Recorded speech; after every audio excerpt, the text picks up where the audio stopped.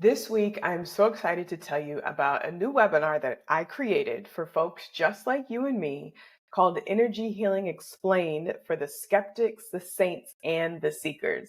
Now, this webinar was created because I was thinking about my evolution down the line of energy healing and ancestral connection. And surprise to me, I'm at a point right now that some people just can't relate to.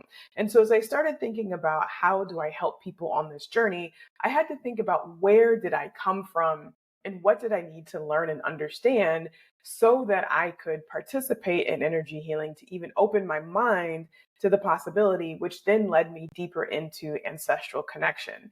So today I'm going to tell you about the webinar and encourage you to sign up. But I'm going to give you the backstory first so you know exactly where it came from and why this is designed for you.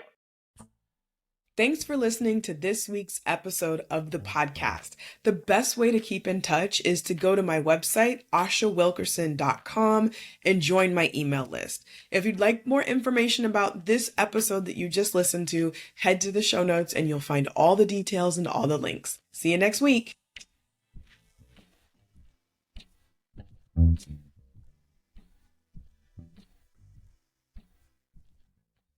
When I was a kid, I always knew that there were higher powers out there, but I was a really curious kid. And so even in high school, I took a comparative religions class. It was Christianity, Judaism, and Islam. And I recognized immediately that if I was in a different part of the world, if I was born in a different part of the world, that I would have a different religion. So that got me thinking, how did all these religions and spiritual practices develop?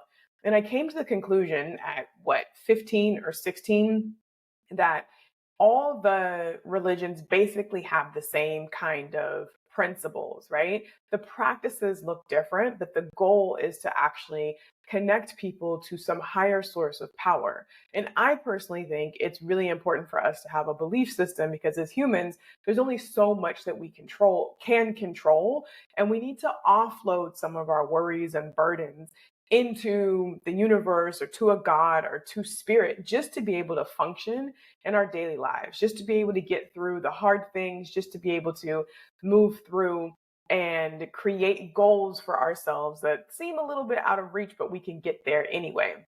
So, what I've learned over the years is that a lot of the practices, dare I say, all of the practices, like at their root, not necessarily they're legalistic, meaning the really rule based practices, but a lot of the practices have something in common.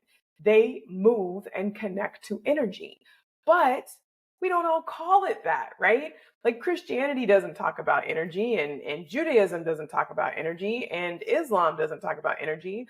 But I remember one day in church and even outside of church talking about music. And I remember the pastor saying, when people play music, they say, "Oh, pastor, it's just that I just listen to the beats." And I was like, "Oh yeah, that's me too." But I also remember another one of my friends saying that he noticed when he would play rap music and drive, he would be like ready to fight. And then that's the same thing that my pastor said too. Depending on what music you're playing, it changes the mood that you're in. You know that when you hear that old school R&B song that takes you back to middle school or high school, like it puts you in a different mood. And you know that when you're getting ready to give a presentation, you listen to a different kind of music. Or when you're trying to connect with God or spirit, you play a different kind of music. So I started thinking about music has this influence over us. What are some of the other practices that we do that influence us? And it's like everything that we do has an influence on our energy field and it impacts us. But I still didn't quite understand. I still wasn't quite sure. I still wasn't quite convinced. And so in 2020, when we all had more time in our hands because we were terrified during the pandemic, I started taking classes to learn more about intuition and energy. And in those classes, I realized that the more I learned, the more the energy kind of woo, kind of like spiritual stuff supported science, and the science supported the energy healing, spiritual woo woo stuff. And I was so almost relieved in a sense because we're often taught that you either believe in science or you believe in religion. You believe in science or you believe in spirituality, and the two shall never mix. But that's not true. The more you learn, the more you realize that the science explains the miracles and the miracles explain the science. And that right there for me really allowed me to open the door in my mind to be able to dive a little bit deeper into this energetic journey. I needed to understand the logic behind what the practices were so that I could feel safe enough to engage in these practices. So I created this webinar just for you. I'm going to explain the energy principles, like the physics principles. Remember your high school physics class? I'll talk about some of those principles that you learned way back then that we just all kind of accept as science, but I'll make the connection for you and how it shows up and affects you and your body, your thoughts, your wishes, your desires, and all of that stuff. Then I'm going to show you in this webinar where you're already engaging in some of these practices, particularly if you are part of a religious organization. And I'm pulling mostly from Christian practices because that's my background and upbringing, but I'll give you some examples like um, in the energetic world, I practice Reiki, and that is energy healing. That's sending energy to people to help release energy blocks or to help to manifest things, to move energy around. If I go tell my churchy folks about that, they're like, I don't know about that, right? But then I started thinking about, oh, if I'm extending my hand towards you and I am thinking about the energy that I'm sending you, I've done that before in church. When people go up to the altar and either the prayer warriors or the pastor put their hands physically on somebody and pray, or when people in the congregation are asked to extend their hands toward the people who are at the front to pray for them. That is the same idea. We just call it prayer in church and we call it energy outside of church in the spiritual world. So, what happens is when you start to see some of the parallels that are happening, it becomes less and less scary. And then you're able to open up and expand your practice or expand what you might consider practicing to better help you in your life. So, this webinar is again designed for the skeptics who are like, I don't believe it at all. I'm going to give you the science. The saints, the people who have been churched and have been told that this stuff is wrong and it's not okay. I'm going to speak to that directly. And then the seekers, the people who are right there and they're ready to get started, but maybe aren't sure what to do. So I will give you some tips to get started. I'll explain what needs to happen. And the short answer is there's so many different ways. There isn't one way to do it. I will share my way. And then I'll also extend an invitation for you to join my intuitive connection and ancestral healing container that is going to start in January. I am so excited about this container because I'm really good at creating groups, y'all. I'm really good at bringing people together. I'm really good at teaching. That's what I do as a profession. And I've just done it in all these different ways my entire life. And I cannot wait to help you reconnect to your intuition and be able to use your intuition to make decisions in your life that you want to make. So this webinar is happening this week on Thursday, December 19th at 12 p.m. Pacific, which is 8 p.m.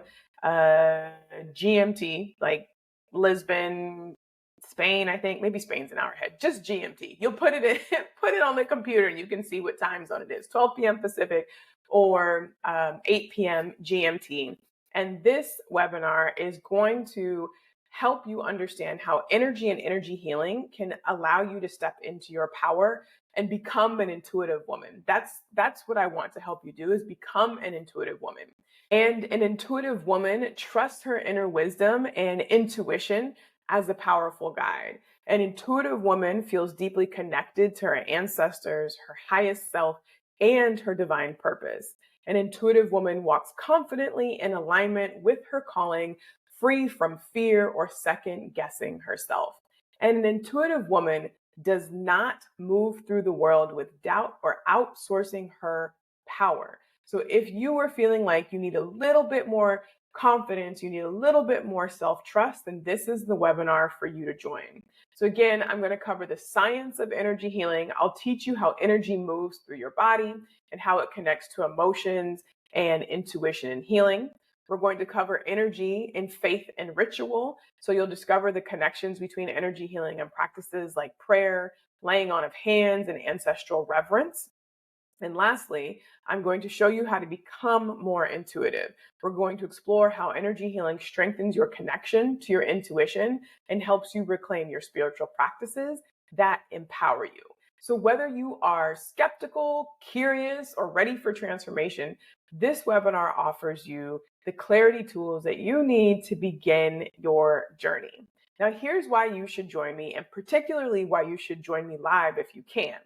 You will gain a deeper understanding of what energy healing is and also what it isn't. You're going to learn how to harness your intuition to make empowered decisions. You'll start reconnecting with your ancestors and the wisdom that they offer. And you'll begin the transformation into an intuitive woman, someone who trusts herself, feels deeply free, and lives in harmony with her purpose.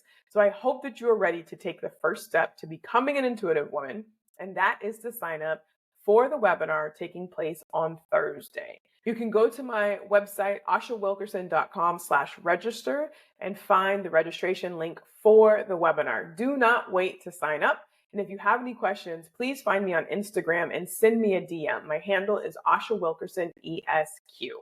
All right, I cannot wait to see you. This is going to be so good. Tell your friends, tell your family, and I will see you on Thursday inside the webinar. Thanks for listening to this week's episode of the podcast. The best way to keep in touch is to go to my website, ashawilkerson.com, and join my email list. If you'd like more information about this episode that you just listened to, head to the show notes and you'll find all the details and all the links. See you next week.